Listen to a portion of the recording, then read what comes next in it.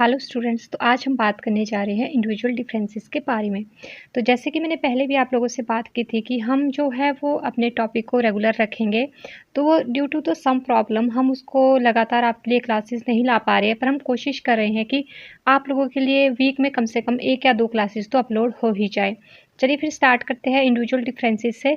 तो individual difference यहाँ पर 2 टर्म दी गई है। इंडिविजुअल इंडिविजुअल क्या होता है? व्यक्तिगत, है ना?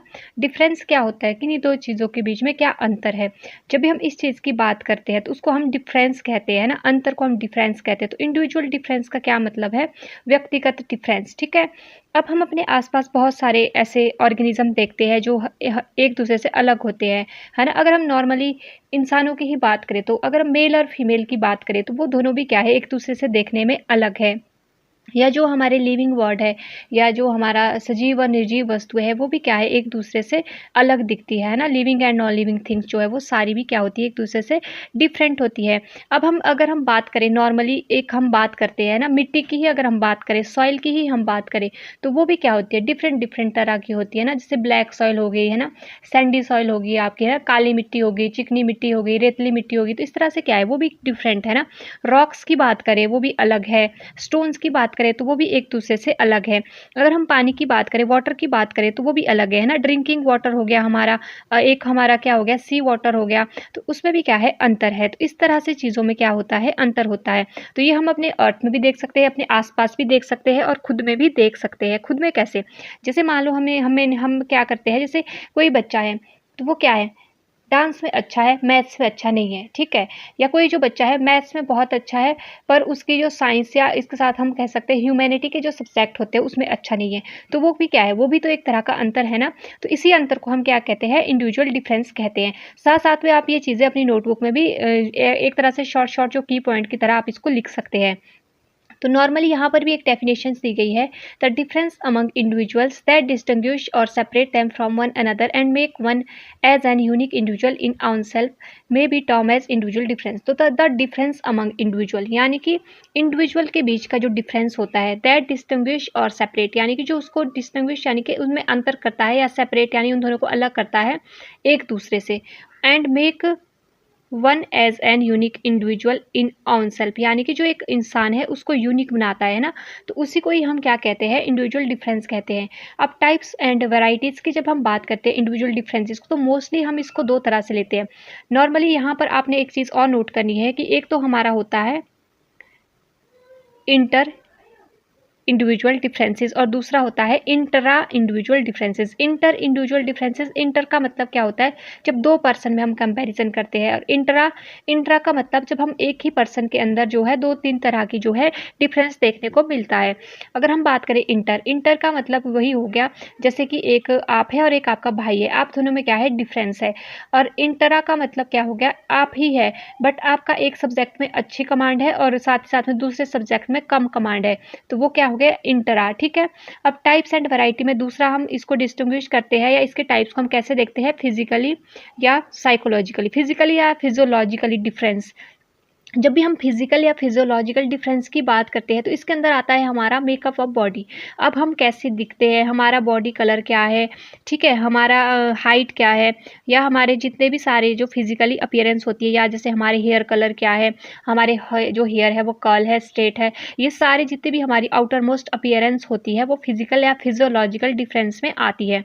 बट जब हम साइकोलॉजिकल डिफरेंस की बात करते हैं तो यहाँ पर क्या आता है हमारा, यहाँ पर हमारे जितने भी इंटरेस्ट हो गया, एटीट्यूड हो गया, एप्टीट्यूड हो गया, इमोशन हो गया, सोशल मॉरल डेवलपमेंट हो गई, इंटेलेक्चुअल हो गया, ये सारी चीज़ें हमारी किसके अंदर आती है, साइकोलॉजिकल डिफरेंसेस के अंदर आती है। तो इस बेस पर भी हम एक दूसरे से जो है अलग हो सकते हैं ना। हमारा इंटेलेक्ट अलग हो सकता है, हमारा इंटरेस्ट डिफरेंट हो सकता है ना, एटीट्यूड यानी कि हमारा पॉइंट ऑफ व्यू अलग हो सकता है चीज़ों को लेके, एप्टीट्यूड यानी इनबॉर्न पोटेंशियल हमारा अलग हो सकता है, इमोशन अलग हो सकते हैं हर चीज़ को लेके, है ना। और सोशली हम जिस सोसाइटी में रह रहे हैं उस तरह की हमारी अपब्रिंगिंग अलग हो सकती है, मॉरल वैल्यू हमारी अलग हो सकती है। इसके बाद इसमें एक इम्पॉर्टेंट टर्म आती है हमारी area and dimension of individual differences.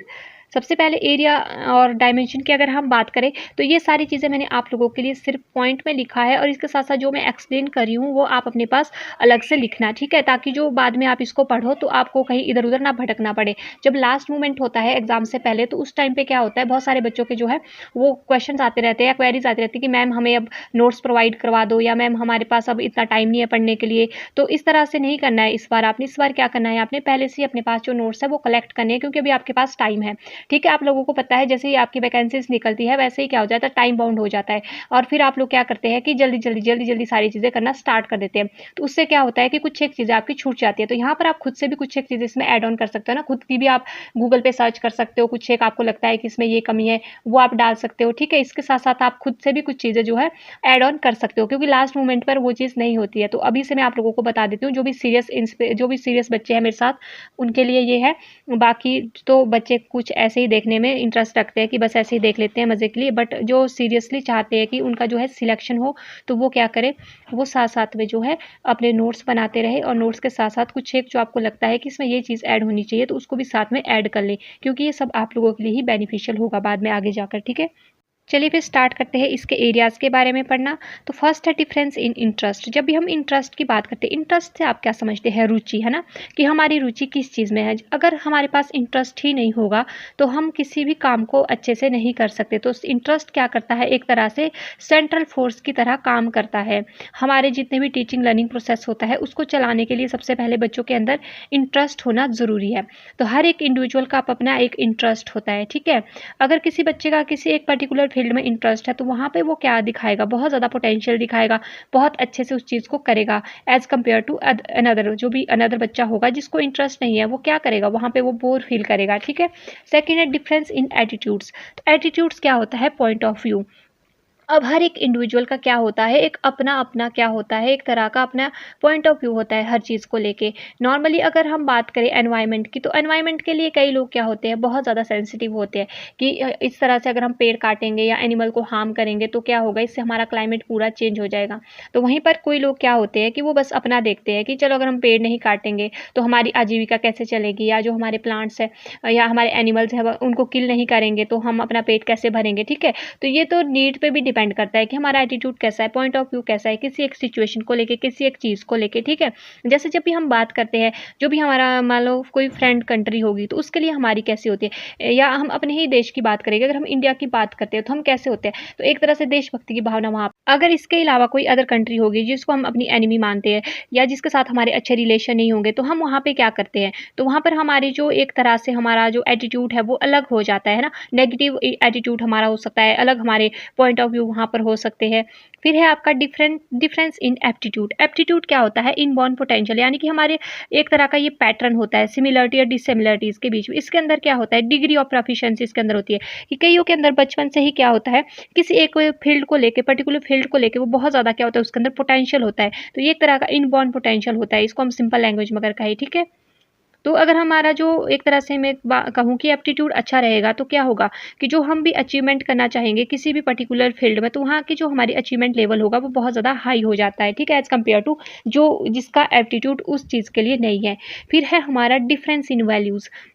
Values के लिए हम मोस्टली क्या कहते हैं कि we always value a thing because we need it, क्योंकि हम हमेशा ही किसी चीज़ की वैल्यू को, किसी भी चीज़ की हम वैल्यू क्यों करते हैं या किसी भी चीज़ को हम वैल्यू क्यों देते हैं, क्योंकि वो हमारी ज़रूरतों को पूरा करता है, ठीक है। अगर हमारी ज़रूरतें पूरी हो रही है ना, तो अगर हमारे डिज़ायर पूरे हो रहे हैं तब हम उस चीज़ को वैल्यू देते हैं। तो वैल्यू हम खुद से बनाते हैं और अपने बेनिफिट के लिए ही हम हमेशा वैल्यूज़ को बनाते हैं। तो हमारी वैल्यूज़ क्या होती है, वैल्यू एक तरह का सोशल, मॉरल, स्पिरिचुअल या मटेरियलिस्टिक चीज़ होती है, इन सब चीज़ों पर डिपेंड करती है, या फिलॉसफी ऑफ लाइफ पे डिपेंड करती है, या सिचुएशन पे डिपेंड करती है, किस तरह के सर्कमस्टांसेस है, उन सब चीज़ों को देखकर ही हमारी जो वैल्यू है वो बनती है, ठीक है। अगर हम सेटिस्फाइड हो रही है किसी चीज़ से तो हमारी वैल्यू वही हो जाती है, ठीक है। अगर हम अनसेटिस्फाइड है किसी चीज़ से, या वो हमारे जो एनवायरमेंटल सिचुएशन है उसके अकॉर्डिंग नहीं काम कर रही है, तो हमारी वैल्यूज़ क्या हो जाती है, वहाँ पर चेंज हो जाती है ना। नॉर्मली यही चीज़ है, वैल्यू को हम इस तरह से बता सकते हैं कि वैल्यूज़ क्या है, ठीक है। यहाँ तक आपको समझ आ गया होगा। Difference in the level of aspirations. Aspirations का आपका सीधा सीधा जो एस्पिरेशन है वो किससे संबंध रखती है, आपके अचीवमेंट से। अगर आपकी हाई एस्पिरेशन होगी, है ना, महत्वाकांक्षा होगी तो आप अचीवमेंट भी आपका हाई होगा। अगर आपका लेवल ऑफ एस्पिरेशन लो रहेगा तो आपकी अचीवमेंट भी लो रहेगी, ठीक है। कितनी ज़्यादा जिज्ञासा है, कितने ज़्यादा आप किसी चीज़ के लिए एक तरह से कह सकते हैं कितना आप डेडिकेशन दे रहे हैं किसी चीज़ के लिए, है ना, या किस चीज़ में आप कितना ज़्यादा एफर्ट डाल रहे हैं, वो सारी चीज़ें ही हमारी किस पे डिपेंड करती है, वो भी इंडिविजुअल डिफरेंस पे डिपेंड करती है। कई बच्चे क्या होते हैं, बहुत सीरियस होते हैं, है ना, बहुत ज़्यादा अच्छे से अपना एस्पिरेशन लेवल हाई बना के रखते हैं, तो कई बहुत लो बना के रखते हैं। बट एक एक्चुअल में जो अच्छा एस्पिरेशन माना जाता है वो मीडियम माना जाता है। ना ही हमने बहुत ज़्यादा हाई रहना है, ना ही बहुत ज़्यादा लो रहना है। हमने कंसिस्टेंसी के साथ काम करना है, ठीक है। तो वही एक तरह से क्या होता है, हमारा एक अच्छा और बेहतरीन एस्पिरेशन लेवल माना जाता है। Difference in self concept. अब सेल्फ कंसेप्ट क्या होता है, totality of attitude, judgement and value of an individual related to his behaviour, ability and quality में भी refer to as the his self concept. तो यहाँ पर हम क्या कह रहे हैं, जब भी हम अपने बारे में क्या सोचते हैं, हमारी क्या जजमेंट है खुद के बारे में, है ना, हम जो हमारी एबिलिटीज़ है या हमारी जो क्वालिटीज़ है, हम उनको कैसे देख रहे हैं, हम खुद के बारे में कैसे सोच रहे हैं, हम अपने बारे में क्या सोचते हैं, हम अपने आप को कहाँ पर देखते हैं। तो ये सारी चीज़ें ही क्या आ जाती है हमारी सेल्फ कंसेप्ट के अंदर। तो कईयों का कंसेप्ट क्या होता है, अपने लिए बहुत पॉजिटिव होता है, और कई लोगों का जो कंसेप्ट है वो क्या होता है, एकदम नेगेटिव होता है ना। कई बहुत पोटेंशियलिटी के साथ अपने आप को देखते हैं, कई अपने आप को वीक देखते हैं, कई बहुत स्ट्रेंथ के साथ खुद को देखते हैं। तो ये हमारी पर्सनैलिटी को भी डिफाइन करता है ना, कि हमारी क्या पर्सनैलिटी है। तो एक होता है कि जो आउटर पर्सनैलिटी के बारे में हम बात करते हैं, जो अदर लोग हमारे बारे में कह रहे हैं। एक होता है जो हम खुद के बारे में खुद समझते हैं कि मैं क्या हूँ, मैं कहाँ पर स्टैंड करता हूँ, ठीक है। फिर है डिफरेंस इन स्टडी हैबिट। तो स्टडी हैबिट भी सबकी अलग-अलग होती है ना। जब हम छोटे होते हैं तो क्या बनाते हैं, एक टाइम टेबल बना देंगे, है ना। अब अगर हम बात करें बच्चे की, तो वो क्या है, उसका स्टडी हैबिट क्या है कि अब पेरेंट्स उसको बोलेंगे पढ़ने के लिए तब पढ़ेगा। एक जब हम एडल्ट हो जाते हैं तो हमारे अलग-अलग स्टडी टाइम होते हैं। जैसे कि कई रात में पढ़ना पसंद करते हैं, कई दिन में पढ़ना स्टार्ट करें। तो अब अपनी हर लोग की एक एबिलिटी होती है, अब अपने एक हैबिट होती है कि किस टाइम पे जो किसका जो है, कितना ज़्यादा जो बच्चा है वो सीख सकता है एक पर्टिकुलर टाइम के अंदर। तो उसी के अकॉर्डिंग हम बनाते हैं अपनी स्टडी हैबिट कि हमें कब पढ़ना है और कितना पढ़ना है, ठीक है। नेक्स्ट है आपका डिफरेंस इन अचीवमेंट। तो अचीवमेंट भी हर एक इंसान की क्या होती है, अलग-अलग होती है। किसी पर्टिकुलर एरिया में किसी की जो अचीवमेंट है वो बहुत हाई हो सकती है और किसी पर्टिकुलर एरिया में बहुत कम हो सकती है।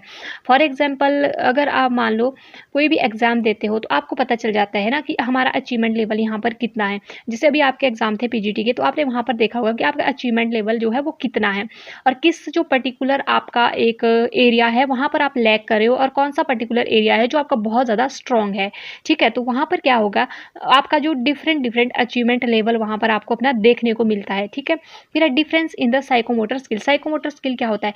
कई बच्चे क्या होते हैं, बहुत ज़्यादा मतलब एक तरह से हम कहें, जैसे कुकिंग हो गया आपका, स्टिचिंग हो गया आपका, है ना, स्केचिंग हो गया आपका, या आपका ड्राइंग हो गया, इसके साथ रीडिंग, स्विमिंग, बहुत सारी होगी ना, क्लाइंबिंग, डांसिंग, ये हुपिंग हो गया आपका। इस तरह की जो चीज़ें हैं, उस सब का क्या होता है, अलग-अलग डिफरेंस होता है। कई लोगों का स्केच करने का एक अलग तरीका होता है, जो बहुत ही अच्छा स्केच कर रहा है, ज़रूरी नहीं है कि वो बहुत ही अच्छा जंप करेगा, या एक बहुत ही अच्छी रीडिंग करता है, तो ज़रूरी नहीं कि वो राइटिंग भी बहुत अच्छी करेगा, है ना। तो इस तरह से क्या हो सकते हैं, वहाँ पर डिफरेंस हो सकते हैं। तो आई थिंक आपको पूरा यहाँ तक समझ आ गया होगा। नेक्स्ट जो है इसमें उसमें बात करेंगे अब हम कैसे इसको मेज़र करते हैं, और इसके साथ-साथ कि इंडिविजुअल, अगर मैं आपसे एक क्वेश्चन पूछूं कि आप मुझे बताना कि इंडिविजुअल डिफरेंसेस के कॉजेज़ क्या होंगे, ये क्वेश्चन आपके लिए कि क्या कारण हो सकता है किसी भी पर्टिकुलर इंडिविजुअल में इंडिविजुअल डिफरेंसेस के, ठीक है। नेक्स्ट हम जो बात करेंगे वो तो हम यही बात करेंगे कि इसके क्या रोल्स हैं, और इसको कैसे हम मेज़र कर सकते हैं इंडिविजुअल डिफरेंस को, और इसके साथ साथ इसकी जो एजुकेशन इम्प्लीकेशन है वो क्या रहेगी। तो इसके बारे में हम नेक्स्ट वीडियो में बात करेंगे। और आपने यहाँ तक जितना भी मैंने पढ़ाया है उसको आपको कहीं पर नोट डाउन करना और बार बार उसको रिविज़न करना। इससे क्या होता है कि हमारे जो कंसेप्ट है वो बहुत ज़्यादा डीपली जो है क्लियर हो जाते हैं, क्योंकि एंड मोमेंट पे आपको चीज़ें तो पता होगी कि इसलिए ऐसा होता है, बट इसके पीछे जो एक्चुअल हमारी थिंकिंग होती है वो हमें अच्छे से वहाँ पर फिर समझ आती है। अगर आपके कंसेप्ट ही क्लियर नहीं होते हैं तो आप क्वेश्चन नहीं कर पाओगे, सिंपल सी बात ये है। तो इसलिए पहले कंसेप्ट को क्लियर करो, क्योंकि रट्टाफिकेशन नहीं करना है। क्यों, अगर आप रट्टा लगाओगे तो कोई फ़ायदा नहीं है उस चीज़ का, ठीक है। तो इसलिए आपको ज़्यादा से ज़्यादा अपने कंसेप्ट क्लियर करने पर ध्यान देना है। वैसे भी जो आपका ये पोर्शन रहता है ये बहुत ईज़ी रहता है, और यहाँ पर ज़्यादा आपको उलझने की भी ज़रूरत नहीं पड़ती है, ठीक है। यहाँ पर डायरेक्ट जो है क्वेश्चन आपको आ जाते हैं। कई बार इस बार जो क्वेश्चन थे वो मोस्टली कैसे पूछे गए थे आपसे, बहुत सारे उसमें क्या थी, ऑप्शंस दी गई थी, तो उसको आपने सिलेक्ट करना था। तो उस पर फोकस, इस वो वाले क्वेश्चन आपके कैसे सॉल्व होते हैं, वो सॉल्व तब होंगे जब आप अपना दिमाग चलाएँगे, ठीक है। जब आप डिफरेंट तरीके से सोचेंगे चीज़ों को। तो मिलते हैं जल्द ही नेक्स्ट वीडियो में, तब तक के लिए bye bye and thank you for watching.